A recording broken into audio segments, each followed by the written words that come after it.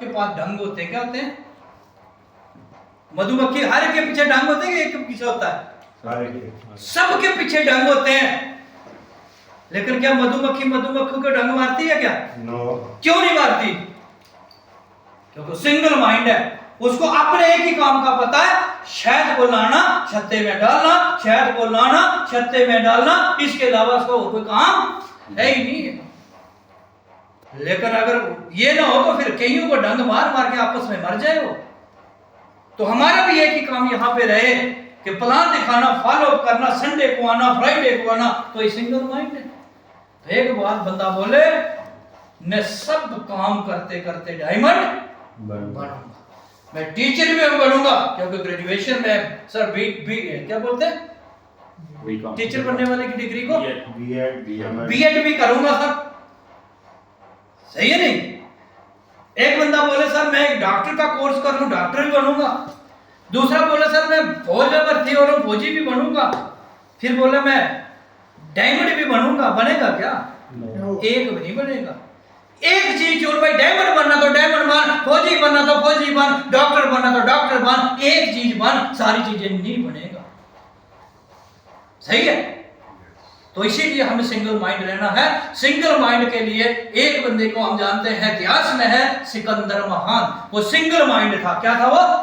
उसने अपनी जिंदगी में कोई लड़ाई हारी नहीं है, वो कभी अपनी जिंदगी में हारा नहीं है। वो क्यों नहीं हारा? क्योंकि वो सिंगल माइंड था। दो ही बातें थी, या जीतना या फिर मरना, इसके अलावा वो कुछ सोचता ही नहीं था। बोलते जब भी किसी लड़ाई के लिए जाता था, पिछले अपने सारे साधन खत्म करता था वापस लौटने वाले, क्योंकि आगे से अगर कोई तंगी तकलीफ आई, कहीं मैं वापस ना भागूं, अगर वापस भाग गया तो मैं हार जाऊंगा। और इसी प्रकार यहां शेप शॉप के अंदर जो सिंगल माइंड होते हैं, वो पिछले साधन खत्म करके आगे बढ़ते हैं। क्या बढ़ते हैं? पिछले खत्म करते हैं, क्योंकि मेरी कंटीन थी उसको खत्म किया, ये मेरा साधन है, इधर से तकलीफ है, इधर आके बैठूंगा, मैंने छोड़ दी, बोला नहीं करूंगा। सही बात है? तो इसीलिए हर दिन आगे बढ़े, टीम बनाई, आज आपके सामने बोल पा रहे हैं, नहीं तो अपनी जगह। एक बहुत वो नहीं सुनते हम कि वो ढाल है, जो उस ढाल की आदत पड़ी होती है ना, उससे वो उड़ता नहीं बाज कभी भी।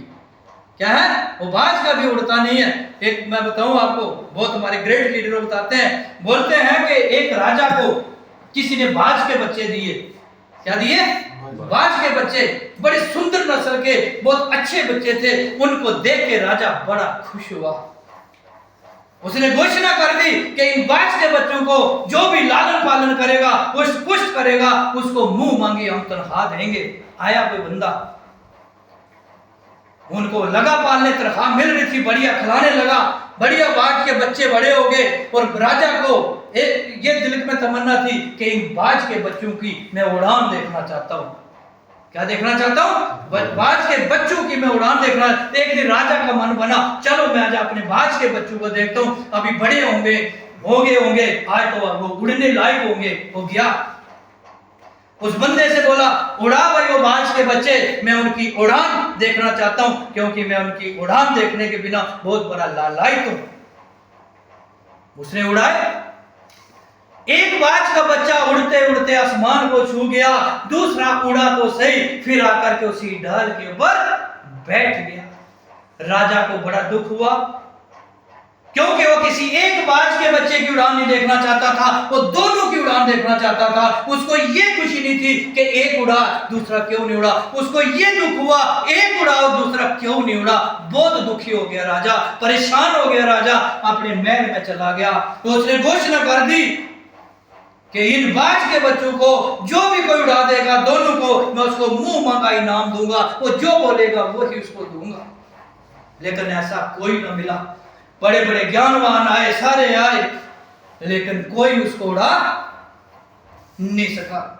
लेकिन एक दिन अचानक सूचना आती है राजा के पास कि वो बाज के बच्चे तो दोनों उड़ने लगे।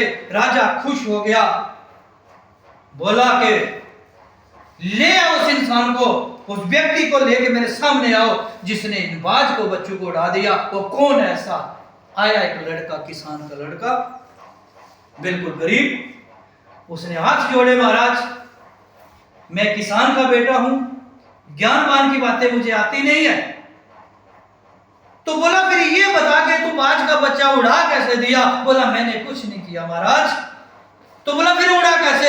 बोला सिर्फ मैंने वो डाल काट दी, जिस डाल के ऊपर इसको बैठने की आदत थी, जब वो डाल नहीं मिलेगी फिर तो ये उड़ेगा ही उड़ेगा ना, उड़ेगा।